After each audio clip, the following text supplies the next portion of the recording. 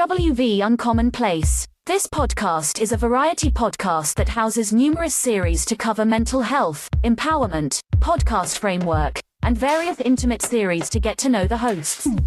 Along with occasional movies reviews and dives in pop culture with our event podcast episodes. The Uncommon Place digs into bringing guests on that stories don't fit the mold and are very different.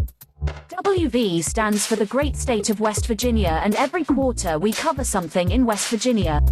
Stacey and myself, JR, are your hosts, so please come along for this venture to our Uncommon Place.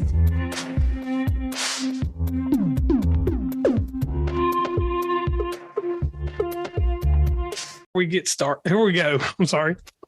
Welcome to West Virginia Uncommon Place. My name is JR Sparrow. I am the host. Our co-host Stacey is off on assignment doing something else somewhere.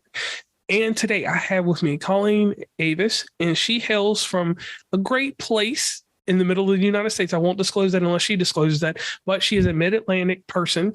So you know how I feel about all of us in the Mid-Atlantic. Definitely not a Georgetown Hoyer fan, just to throw that out there. So Colleen, the nostalgic question that we ask on this show all the time is, who is that person? So Colleen Avis, I'm about to throw the ball. Who is Colleen Avis? And she just caught it. Who is Colleen Avis? Isn't that a great question? I ask myself that every single day, actually, as I prepare myself for the day, because we all change and evolve so much. But really, who am I? Who would I want your listeners to know I am? I am really passionate about lifting others. I feel like I'm on this planet to serve. And I'm grateful for every opportunity that I get to guide or be a part of somebody else. And I think I mainly do that because there have been many times in my lives where I've needed someone to be in service of me or lift me up. And so that's really who I feel like I am. If you have to stick a title on something, right? I'm an integrative life coach. I use the mind, the body, the soul. I use yoga. I use mindfulness and meditation. I use neuro-linguistic programming. I use all kinds of things to assist my clients, my coaching clients. I'm also a mindfulness guide. The word teacher kind of gets me a little bit. I think we're all teachers. So I look at myself more as a guide. And I'm an award-winning author, which outside of being a mom might be pretty close to the top of my list of exciting things for myself. That's a lot. Now, that's who I am today. All right, so let's swing back. All integrative life coach. Yeah. We need the 101 on that. We need the 101 on that. Okay. So I, Deepak Chopra, for about a decade, I have been studying under his philosophy, his teachers, him. I've been fortunate enough to study under him and completed his life coaching certification. And also have studied under him with yoga and mindfulness and the science of Ayurveda, which is the science of life, how we use our senses to create harmony in our life. And so I use the word integrative because we are not one linear, one flat being, right? We are a multidimensional individual. And I think sometimes we need one thing and sometimes we need another. And when you're able to be integrative and when you're able to look across the board at all the resources that we have in the world and in our lives and our own divine knowledge, then you have to be integrative, right? You have to kind of think about, it's like making a soup and you're like, oh man, it calls for carrots and you don't have carrots. You're like, okay, well, what do I have? Oh, I've got turnips. Okay. Well, let me see if I can move and jockey another way. And so I think life is that way. It doesn't always go the way we want it to. So the more integrative we can be, the more curious we can be, the more integrative I can be in working with clients of mine. I think the more successful we can be in moving people in the direction that they want. Okay, and I like that. So I'll put my spin on it. Instead of being two-dimensional, you want to be four-dimensional. That's 3D with extra 3D around you. Maybe even 5, but okay. Yeah, all right, so we'll go 5D. Now, to get more personable with the audience, we need a backstory. How did you get to where you are today? Okay. Well, I'm only honest. Okay. I'm also aware of how excited I can get about learning about others and therefore sometimes sharing about myself. So let me start out by telling you it wasn't always easy. I did not drop into this space of life coaching. And I think like most life coaches and previous guests of yours, we often come to this place because of our own trauma. Mine was abandonment. My father left my home, my brother and I and my mom when I was 16, and we were homeless and we were getting our food out of garbage cans. I'll just throw out there that this was the mid to late 80s. So it was a little bit easier to acquire food from that source because people were throwing away dented cans and day old bread. And actually there was, in my book, I actually tell the story about how in garbage bags, it was like, that's the garbage bag of bread. That's the garbage bag of cans. Like they neatly threw away their food. And being abandoned in that way is probably one of the greatest gifts I've been given in my life. It took me about 30 years to figure that out. And during that time, I had eating disorders. I had a lot of my own insecurities. I got very defensive in the way that I would in order to protect myself. I didn't want people on the inside scoop. And so a lot of what I've been working through over the last 35 years is about recovering from vulnerability, from abandonment, which really is vulnerability, right? This ability to be vulnerable. And so that's really like my immediate backstory. I share that because I always want people to, I don't want anybody to look at me and say, oh, well, she seems to have that together and she seems to have that together. For the most part, my life is kind of together. But it's really together based on owning and honoring some of the places from which I've come that have forced me to get gritty, that have forced me to get resilient, that have forced me multiple times to rise like a phoenix and then fall and get kicked down again and try again. This is just the reality. And abandonment, when you start abandoning yourself, and that because that's what you've learned, and you start coming off the course of what your soul's purpose of being here is, it can be a little bit of a dark place. So that's a little bit about where I come from, to be just very honest and raw. I have to say how grateful I am for my son and my husband who, have always accepted me for how I am, and very grateful for the opportunities that I've been able to cultivate for myself and been given in order to move away from the trauma and the residual that I experienced for some time because of that. Is that what you wanted to hear? Oh yeah, and I thank you for sharing that. Enough? Yeah, because that gives that's personable. Like that's something like when someone listens to the episode, I always tell people, and I usually do it in a pre-call, but we'll just do it here. What you did right there was a gem inside this episode. There will be more gems, but that's the first gem right there. Like people have a way to have they have a portrayal of you. And that portrayal that they have of you leads them to want to know more. They want to get them involved in different aspects, sort of like the sacred places that you make later on in life. Yeah. And then those sacred places, you share them with the world, and then they become books, volume 1, volume 2, right? Yeah. Yeah. So let's dive into that real quick. The book. All right. You move around in life, and life makes a story, tells a story, and then it encapsulates you inside a story. And that's that last part of that story. We changed that title to history. So please let us know about volume 1 and volume 2 and how these books came about. Yeah. So thank you for that. Sacred Spaces, Subtle Shifts for Mind, Body, Home Transformation is volume 1 and volume 2. The last book was released November of last year. The second book was released just about a month ago. And selfishly, these books were about me wanting to be raw and vulnerable as widely as I could be in order to go on my own healing journey, because I don't believe that when we hide and push down all of the things that are going in our lives, that we have as good of a chance to heal. And I also felt like, well, if I'm kind of feeling a lot of these things and know that telling my story would feel, from my perspective, right, would feel healing, that maybe that would feel healing for others. And so the book is a collective book that I curate, that I lead author, that brings together 20 plus authors. Both books have about 20 authors. And we tell a story. something that has happened in our lives that maybe created a limiting belief, that had us hiding under a shadow, that had us in a dumpster digging for food, right? Whatever it might be. Some stories are of cancer. And there's no judgment about whose trauma is bigger, right? It's just everybody's story is valid. And whatever you've gone through in life is worth being heard, and you are worth being seen. And that's what these books are about. And so we don't just tell a story. Each author tells, yes, a story. You've just heard a little snippet of mine. There's some funny pieces about it. But at the end of each story, we give a set of practices or tools that we have found that we've used as master teachers of our lives and master teachers of our stories, and sometimes master teachers within a profession, of what we've done to help ourselves and maybe clients move through something that feels what I like to call, it's the high-tech term, sticky and icky.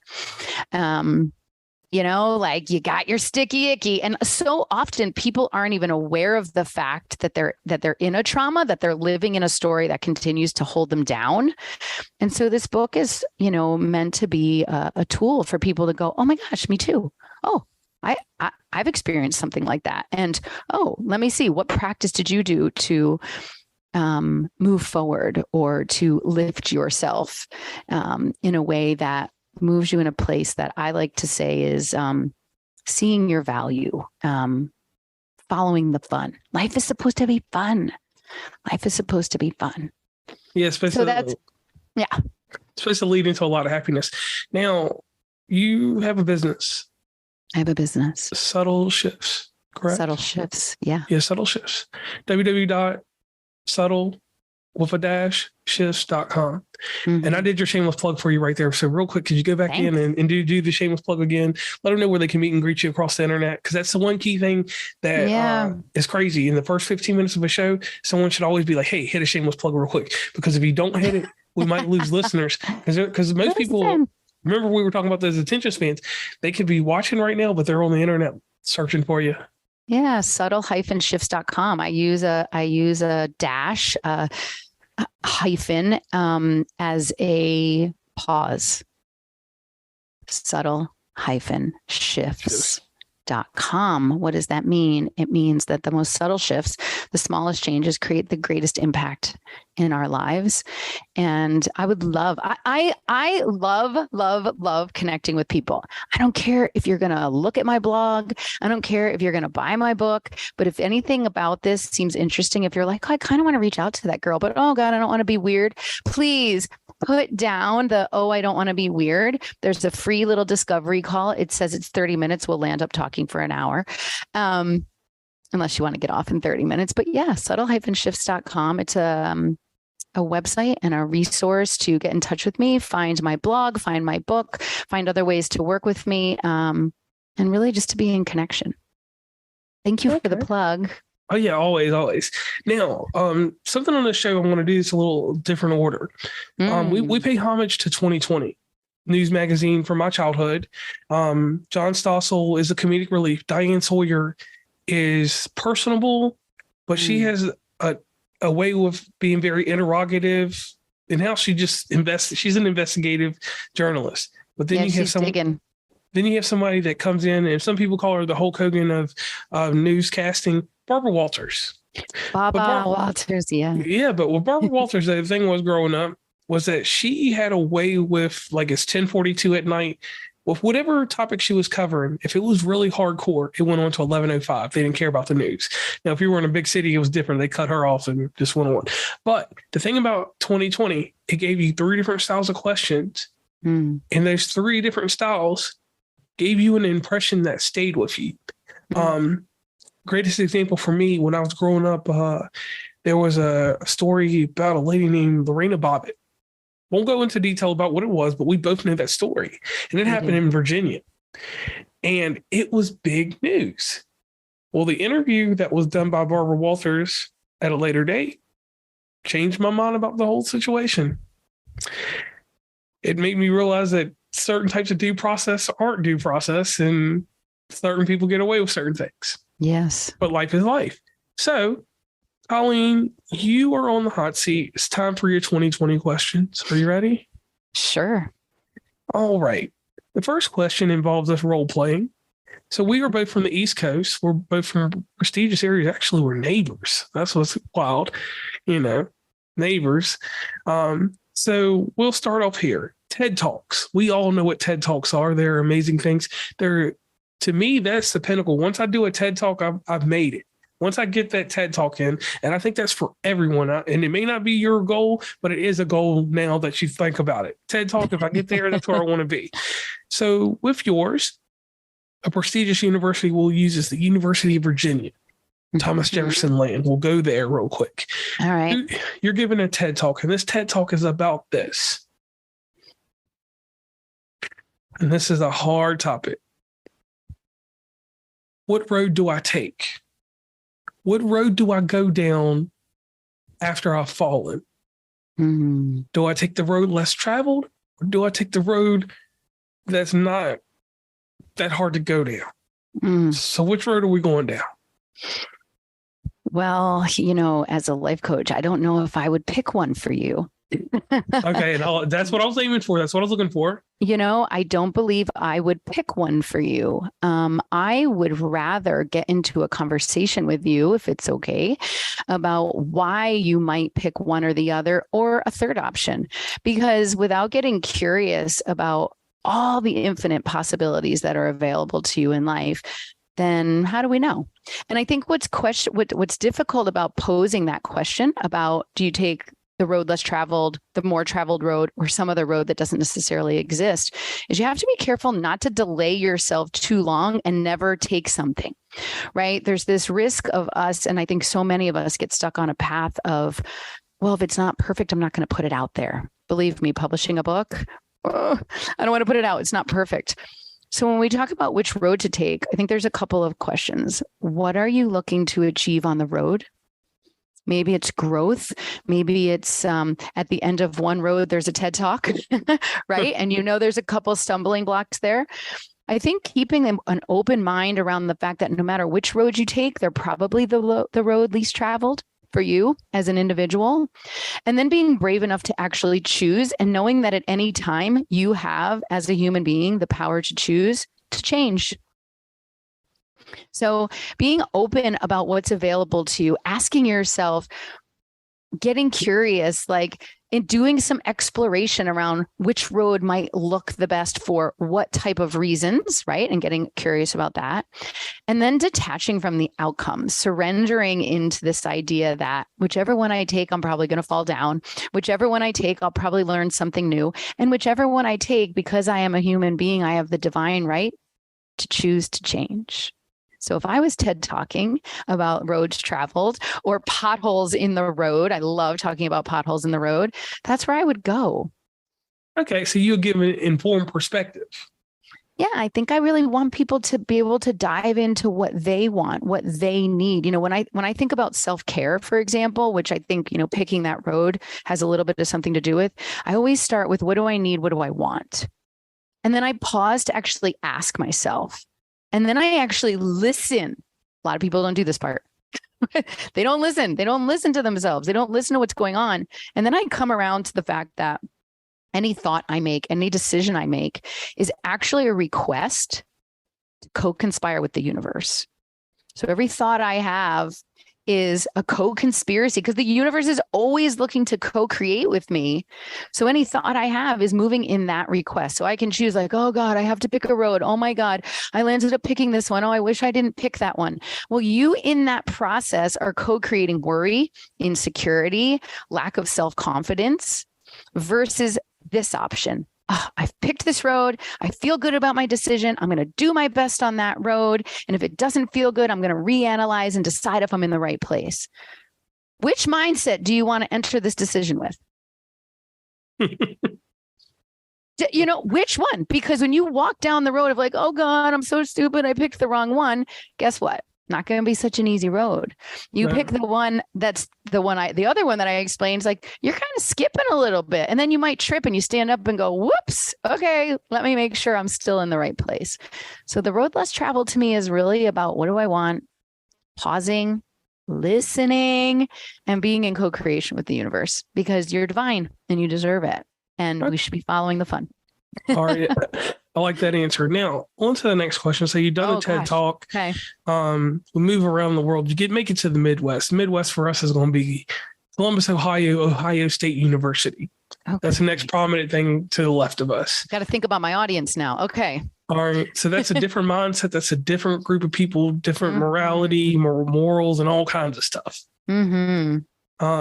So you have an individual walk up to you after you've given your speech. Your speech is on whatever came to your mind at that point. I'm not going to go that deep into it, but they want to change. They want to be different. They feel like they're not living an optimal life. How do you steer them in a direction? Or no, let's stop using direction, because direction is kind of not the right word. How do you help this person along with their transformation? They decide they want to be involved with you. They go over to your website, which is subtle-shifts.com. And they enroll with you in a program. Let's say they say, let's work together. Yeah. So they're ready to work together with you. And they need to change. They know that they need to have something. It needs to be better than what they're doing. You analyze and you do everything that's in your arithmetic to help them in their equation. All right. How do you help someone with a transformation? Yeah. Isn't that a great question? I mean, really, because as I was listening to you speak, everything was coming anchor and purpose. So often when people are looking to transform, and I'm trying to put myself in Ohio State. Shoo, it's toughy. A lot of corn. I know. I'm like, who am I talking to? But as I think about transformation with people, we live in a culture and a society where we want the blue pill. Let's go. I want to transform. I want to be able, even like planking. I always think, like the physical activity of planking. It's like, you're not going to get on the floor and hold a 5-minute plank. It's going to take you a couple of minutes to work your way up to that. Right. Right. So it takes time to evolve, right? And the brain, the mind, the set is no different than the muscles that you need in your legs, your abs, your whatever to hold a 5-minute plank. And so I think having some level of expectation and clear outline with someone that, yes, we can, with subtle shifts, make transformation. That takes time. Now, agree? Check. Cool. We're on the same page. How do we start to transform? What are we transforming, and what is the foundation from which we're building? So typically when and it would depend, right, on the person, but I would typically start by looking at 2 main sets of things. Number one, from what core value set are you looking to transform? Who are you, right? Is trust a huge thing for you? I guess honesty is the same, but love, creativity, like what are the things that are divinely in your DNA?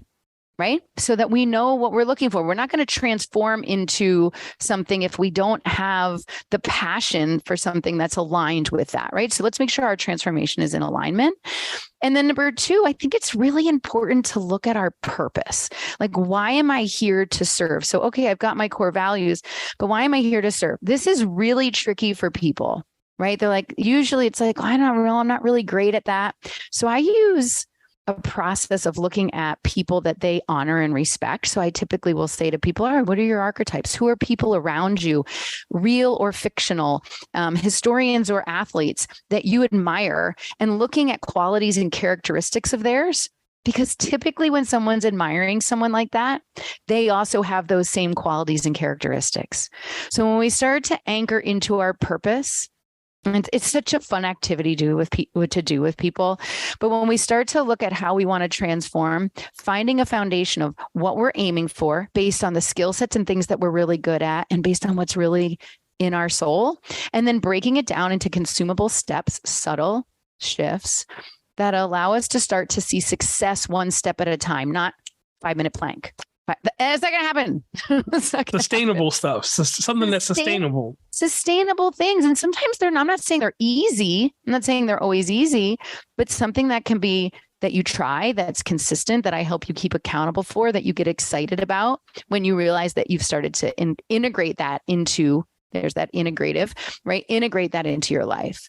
So purpose, core values, and really thinking about, how do I make this consumable, right? How do I make this something that will stick? Yeah. Okay, now go down another path, but we'll stop there. And I thank you on that one. You could go down that path if you want to in just a bit.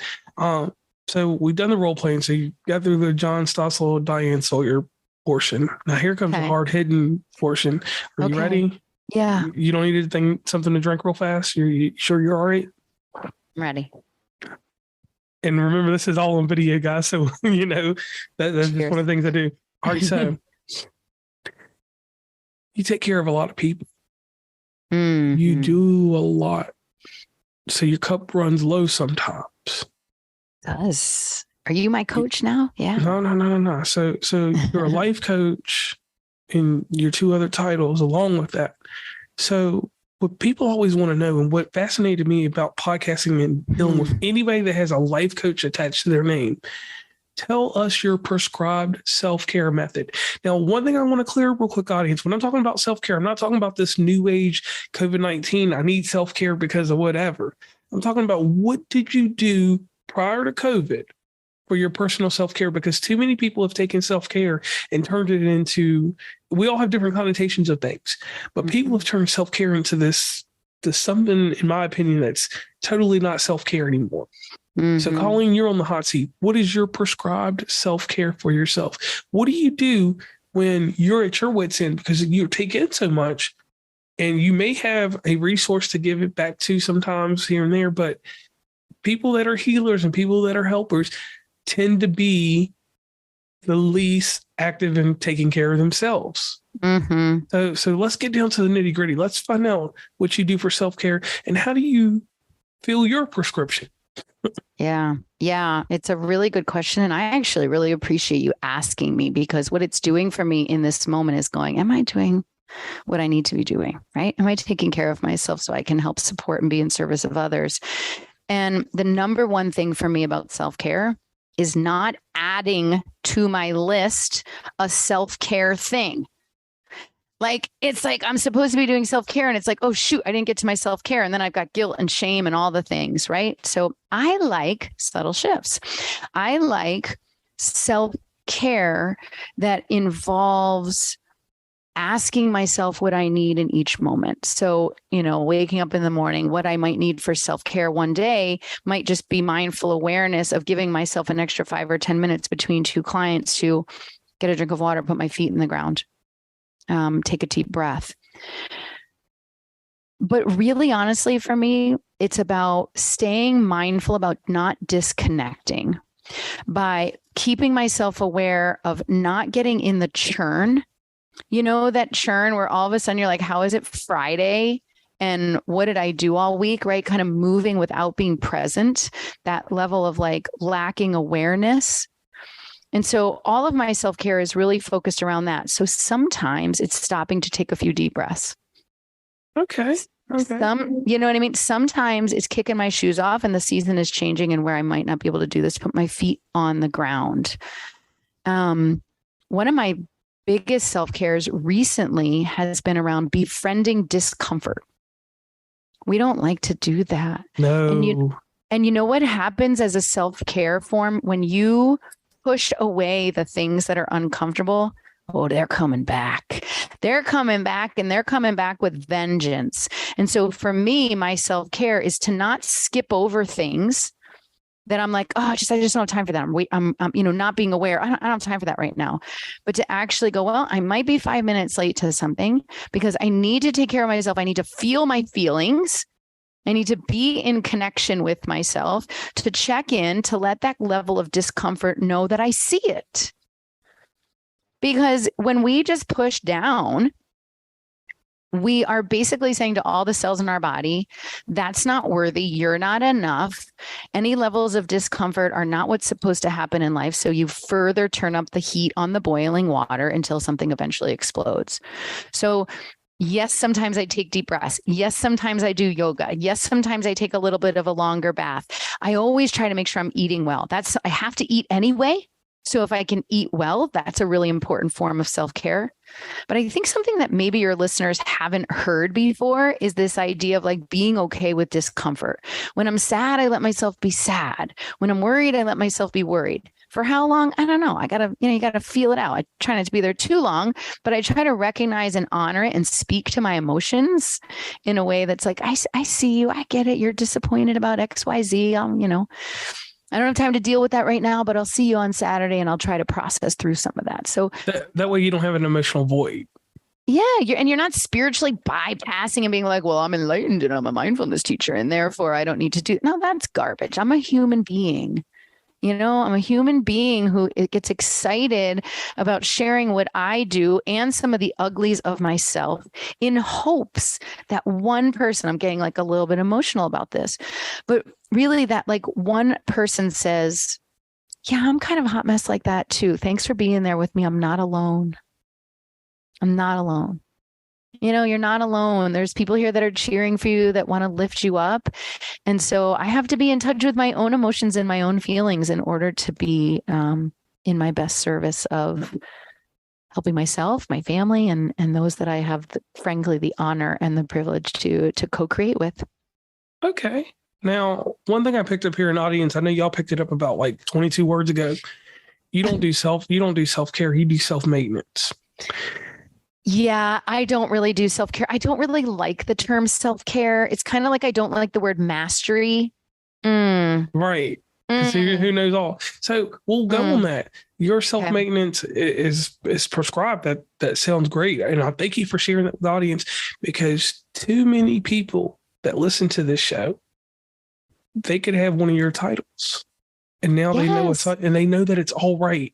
Not just the normal listener, just anybody else that's listened that follow suit, could be from the actual same circle. They know now that, hey, she's not an Android, she's a human. And that's not a joke on any Android users, Apple all day over here. But anyway, tying back into things. Yes, sir. All right. And this is difficult. We have disappointment. Mm-hmm. Disappointment is the thing that we don't talk about. We talk about the failures. We talk about the things that sadden us, but we don't talk about the disappointment. You have 7 days in a week. You should have disappointment at least once a week. Would you say? Something that's not flattering. Something that kind of gets you a little bit. Yeah. Something. So what happens when this happens to you? What happens when you get disappointed? And I want you to go deep on this one like this. When I get disappointed, this is what my complex is in life. I value the levels of attachment. So with that, I have friends, I have colleagues, I have associates, I have tier ones, tier twos. I have a science to my friendships. Certain friendships I do not get disappointed, or certain relationships I don't get disappointed in, because I know the stock value. Certain relationships that I have with other people on certain tiers and certain levels, and maybe I'm too scientific with it, but if they cause me a disappointment, I have a bad mechanism called my memories museum. I can clearly place a person in my memories museum and move away from them. Maybe I'm a little desensitized somewhere, but I learned in the long run that mental anguish is not something that I want to develop every single week. I want to have a little heartache, a little pain, but mental anguish is something that I can't get those brain waves back. I can't the brain gets smooth because of that. And I don't want that. So with the disappointment, how do you handle that? Yeah, I just heard you changing roads. You selected a road for the week. Disappointment came on that path and you decided to change paths. That's what I heard you say. Yeah. That's choice. And choice is super, super powerful. The way we choose our thoughts equals a request to what we're having with the universe. And so I commend you for that. And I hope you celebrate that, because that's a really beautiful I think, way of saying that. So, and then the other thing I'll say, and then I'm going to talk about disappointment, because you're asking me to be vulnerable again. So I'm going to say one more thing as I prepare myself for that. I don't believe there's failure. I believe there is only feedback. Okay. So I think that's, and that's a mindset shift, right? That's a choice to say, I didn't fail the math test. I got a 50, which is an opportunity to only go up. Maybe it means you don't get into the college of your choice. Well, what expectation are you placing on something, right? So I think when you're talking about disappointment, you're talking about we have had an expectation that something would happen in a certain way, that we would have some sort of control, that we would have some sort of influence. If the year 2020 and COVID taught us anything, you don't have any control or influence over anything. So when you talk about disappointment, I think you have to come back into self and say, well, when I'm disappointed, what expectation did I put out there that led me to that? Okay. So I think that's the thought process that we should go through. And, we could talk about that for days, but what do I do when I'm disappointed? Because that's the question you asked me. I self-loathe. I get insecure. I beat myself up a little bit.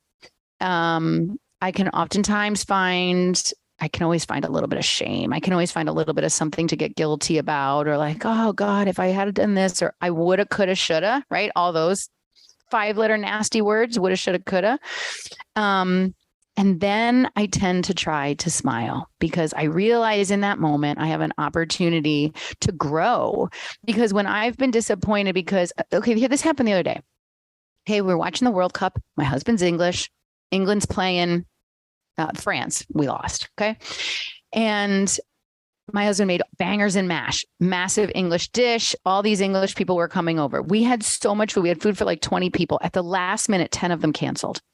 People didn't feel good. Something happened. We were so disappointed because we were expecting like having all these people around and we had made all this food. I was mad. I was like, that's really rude that people did that, blah, blah, blah, blah, blah, blah, blah. And then I realized when the 10 people that could come, that exactly who was here was supposed to be here. That sure, we had a little extra food. It happened to be dinner the next night. I didn't have to cook, which ended up being a great thing because I was busy all day. Right. So I find myself getting frustrated, insecure, wondering why people disappointed me. And then I realized the only person disappointing me is me. And then I get to choose how I want to look at that. So never failure, never disappointment, only feedback, only opportunity, and a lot easier to say than do. Right? A lot easier to say than do. Okay. I don't know. You buying that? You buying that? I'm going to go with that. I don't know if I'm going to fully buy it, but I'm going to go with that. All right. All right. Now, I talked about something and I love to do this. Life coaches. Yes. Life coaches have stigmas. They have stereotypes. They have different things that align with them to make people be like, this life coach is a Maxwell life coach. This one's this life coach. This one's that one. They all are the same. That's what you hear. That's what you hear. Yeah. That's what you hear in certain circles. And this is where the Barbara Bowler stuff comes in. Differentiate for us, please. Yeah, differentiate. So I think that the biggest differentiation is between like counselors and therapists, right? I'm not interested in I'm not digging into your past. I want to know about the garbage can moment you had, but I don't want to define you by the garbage can moment that you have. And this is no ding on counselors or therapists, right? I think everybody has a very, very important place. I am interested in helping people find the place within them that they feel like they're always so close to. Like, God, I just thought I had my life together, or I was just about to get my whole life together and something got in the way. Or they're constantly allowing a limiting belief to say to them, well, you can't do that. You can't do that. And I really believe that we are all capable of amazing and great things. And so I really like to dig in with people and help them to create paths, roads, learnings from the potholes that they fall into that allow them to get really comfortable and honest with themselves, specifically comfortable in the discomfort, and help them see the value in themselves. I think there's a lot of people walking around that don't actually see a differentiator about themselves, that they're not enough. And for me, that's one of my greatest challenges when I work with clients. And one of my most favorite things to do is to help people start to uncover their purpose of why they're here. And even if it feels small to them, the way that they shine and the way that they allow themselves to come out and be vulnerable and be the true person that they are. I think that's really my most my most focused space, you know, because I will work with men, I will work with women. We can be talking about moving from a job. We can talking about moving from a divorce. We could be moving out of, you know, anger that we're carrying. It's typically buried somewhere in fear. And it's typically burying their brightest light, you know? And so really digging in and helping people find that so that they can live a life that feels whole, that feels like they're following the fun. Okay, and I like that. And that's going to conclude our 2020 questions. I did those so that we could get a little challenge in there, you know, break a little sweat proverbially. And just going into some more things in life with podcasting, for instance, like, and the cool thing about shout out the Podmatch real fast on that, because I do want to thank them for connecting Shout us. out to Podmatch, yeah. Yeah, definitely Alex and the rest of the team over there. So they have some questions that they like to ask, and I'm only going to take one from there. Other stuff, you know, I got a little list, got an iPad over in the corner, so I can just glance at my questions. And I want to flip this around. I don't want to know your greatest accomplishment, because we haven't reached that point in life. You haven't lived long enough to reach your pinnacle yet. Your pinnacle's at age 89 when you're writing your 12th book and your New York bestseller type stuff. Because, you know, we'll follow the whole idea of Colonel Sanders. He didn't get to where he was until later on in life. It was late in life. So if you could have a Hall of Fame dinner of your accomplishments, like Hall of Fame dinner, we'll play some video, we've got some feeds. Give me your 5 highlights in life thus far. 5 highlights in life so far. Okay. The first one really would be, I had the privilege of working with Children's National Medical Center here in Washington, D.C. They did not have a chair for their oncology department. And over a 3-year period, we raised the funds to endow a pediatric chair for Children's Hospital, which opened up a lot of grant money for children suffering, dying of cancer. I can't not list that. Okay. Like, yeah. I have an amazing son. I have a son that was put on this earth to help guide me. And, you know, it's hard to not list him. The third one would be the ability to befriend myself. I really have finally, I'm 51 years old. I really have finally come to a place where I like myself. It's taken a lot of work. I work with a coach. Okay. Every other week I meet my coach.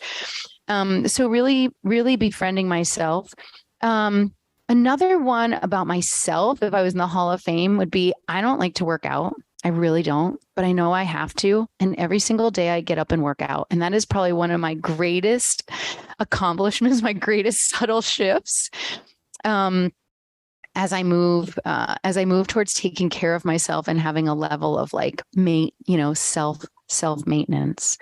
And I'm going to say the last one is I'm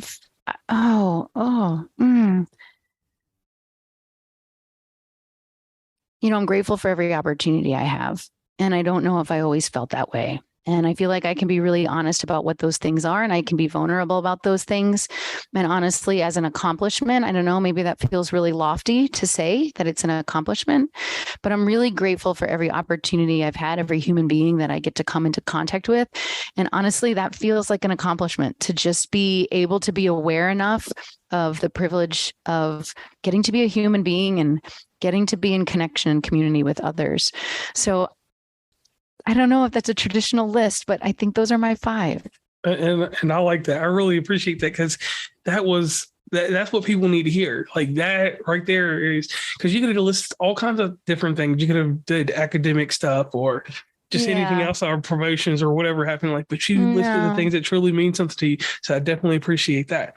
Now, tying everything together, you have the books that are out now. You have your life coaching business, which everybody can reach you at. Oh, subtle-shifts.com. With a www dot before that. With a www dot. Most definitely.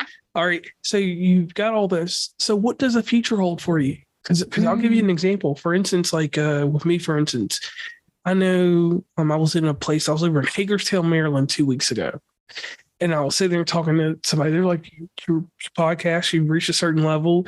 You're going to go to some meeting in Orlando and meet some big wigs. What's next for you? And the question, I take it back to them. I said, what do you want to be next for me? And they answered, just keep doing what you're doing. Because I have a focus on what I want to do, but I learned that certain things I can't outline to the world in that perspective. But just build a broader, more concise audience. That's what I'm going to do in the near future. We're going to get this thing airtight to where I have the Mid-Atlantic. So if you're over in Townsend somewhere and there's a Wawa's, you can see West Virginia and Commonplace on a little tack in there. If you move a little further eastern Maryland, like Elk Ridge or something like that, there's Sheets over there, which that's in West Virginia. So you'll see something tagged there.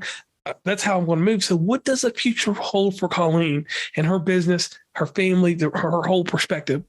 What's next? Yeah. What's next? Oh my gosh. This is like the road I got on, and I'm not sure what pothole is coming my way. Right.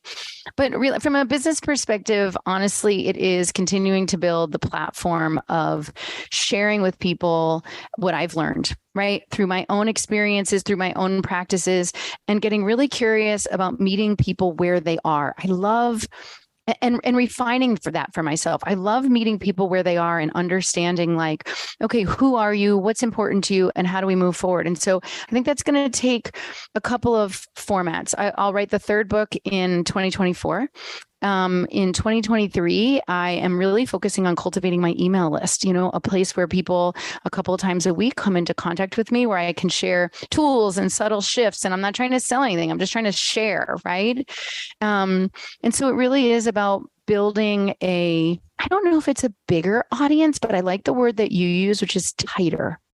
Right. I would rather have 1,000 people on a list that 800 have showed up for themselves, right? And we're in interaction and community, then 1,000 people and like 8 people show up, right? And the rest of them are swiping and deleting. So there's building that platform. I want my son to successfully go off to college in the next 18 months. I want my husband to continue to love the job that he does. And my hope is that through the next book, and I'm going to be starting community calls starting in March. So once or twice a month, I will be on a Zoom call. Everyone is welcome to come, ask questions, learn, grow, and be in community with one another. So yes, there's a lot of things. Like I have freebies that I'm building, and I'm building an online mindfulness course, and I'm trying to keep the price points really low so as many people as possible can join and things like that. But it's really about building connection and building community and bringing people together and being kind. Okay, now let me ask you this, because I didn't get to ask you this, and this is important to me. With your books, both my books. With your books, are you planning to do any type of touring with that? Little sit downs here or there? Because the crazy thing in society is we're going back to 2018 next year. Yes. We're going back to 2017 next year. It's no more. 2019 was a toss-up year, but I'm always going to discount 2019 because, to be honest with you, at the very end of 2019, a lot of people act like they didn't catch COVID, but with my travels, I swear to God, I caught it in 2019. So 2020 was the year of COVID. 2021 was the whatever. 2022 was the aftermath, and 2023 is supposed to return to a similar time of 2018. Let's call it wholeness. Return to wholeness. Yeah, wholeness. So with this going on, like you said, the Zoom interaction, which has become a big thing because of COVID. COVID has inspired a lot of stuff, but COVID took a lot away. It took away that human interaction. It took away me being in whatever facility. Like we used to do these podcasts in hotel conference rooms. Like if you live nearby or something, I'd find somewhere to do this publicly. So, we're getting back to that, and you're going to get out here, promote your book. It's going to get deeper. Eventually you'll start doing a documentary on yourself. Cause I tell you this, and listen to this. This is crazy right now, but this is me talking to you because I believe you become a friend. I didn't believe a camera would start rolling. And then the camera started rolling, not on what you're doing in your practice with your people, but the journey. The journey that you're on right now is not going to, you can't recreate this journey. Right. There will never be another COVID like that. So the journey that you're coming out of or that you're coming through, that's a whole story that you will document at some point, even if it's not video, it's going to be photos, and it's going to have a story, that history I talked about earlier. So how are you going to encapsulate all that? Have you thought about that? God, you're asking me questions that I haven't yet, that yes, I've thought about, that I haven't yet gotten my hands around, right? So there are a couple of things going on. I am participating in a writer's retreat in April. I just came back from a yoga retreat in person.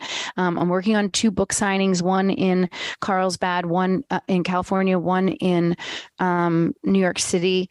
I've hosted a couple in the Delray, Florida area and things like that. So I totally agree with you that there's this like outward, touch, hug, love people in person. The reason I've taken a pause on a book for 2023 is to do exactly what you're challenging my thought process on right now, which is, how do I want to leave this to be? How do I want this to look? How do I want to, through these books and through what I do, help people see that their stories are important to tell too? And so I think these community calls and doing some open mic nights and being in person is really important. But 2024 will have a much more global view and a much more diverse view of people in the book. And I think include the stories of how people got where they are. So it's interesting that you're bringing that up because it's like you're psychic because that's what's coming up, and I'm excited to get back out in the world and be in a space where you can be on a stage and 100, the writer's retreat will probably have 100, 150 people that will be there writing and practicing yoga and being vulnerable and open micing and, to be one of the people that's facilitating that it's exciting, it's exciting for people to get back in contact. I'm concerned that people during the COVID period of time got even more insular. It was all about their own survival. And so as we step into 23, I want to be really mindful of that and helping people kind of come out from that shell. But I don't know, I have to see, I meet people where they are. So it's kind of like, all right, show me how you're going to show me yourself. Right. Like, I don't want to have some expectation and then create disappointment, in my life. So yeah, meeting people where they are and trying to be malleable enough with my own business and my own self to truly meet people where they are with what they need, so I don't know if that was very concise or clear because you caught me with a question that I'm still figuring out a little bit, if I'm just really honest. Well, that's fine. I mean, you told us what's going on, what could be going on, or what will go on. Excuse me. Just a little challenge for you. Everybody has 15, I like it. Everybody has 15 minutes in a day, right? And I ain't telling you to do a video journal, but take 5 minutes and put something to video. Mm. You will be amazed. And I'm not saying 7 days a week. I'm talking about like 4 videos in a month. Mm. And you come back on the show next year. We're December 13th, 2022. Come back 2023 and let me know how those videos pile up. Just anything. Yeah, I like the challenge. 4 videos a month. And you will be amazed at what you put in those videos. They can be 5 minutes. They could be 2 minutes, whatever. But the month of January, 4 videos. When February 1 hits, February's only 28 days, so only 3. But you'll be amazed at what you put out and how that little bit of video, because it could just be not necessarily hopping out the shower, but eating breakfast. Hey, blah, blah, blah, blah, blah, blah, blah. But it's really important because one of the things that I do with my clients is I ask them to write to their emotions, right? Mm-hmm. Write to your fear, write to your love, talk to it. And what you're asking is to take the 50-year-old version of writing to it to a more youthful approach to it of like videoing it. And at the end of January, early February, I'm going to be in Kolkata, India in service working with survivors of human trafficking. And I keep thinking about how I'm going to capture this because I'm not sure how I'm going to, that's going to be quite an experience, right? To be in that part of the world, working in service with individuals like that. And I love what you're saying about capturing it in video. It also challenges you to feel okay and get comfortable with looking at yourself and hearing yourself, which is also a really beautiful, challenging, messy thing to go after. So yeah. Thank you for that challenge. I appreciate that. And we hope you accept. Done. So now we come to a portion of the show where I give a testimony. Colleen, let's be very simple and frank. It takes a lot to do what you do. It takes fortitude. It takes the problem in the world, and we'll relate this to you, is that there are people that help. There are people that try to help people heal. There are people that try. They don't do, but you're doing. You've taken a portion of yourself and you dedicated it to everything that you're doing, the subtle shifts, the transformations, sustainable things, all things that you can find purposely on her website. And you humanize it. You take it from this robotic android state. And when I'm talking about android state for the audience, it's this. We can get on Zoom all day and talk. We can type. But not everybody can give off true human empathy.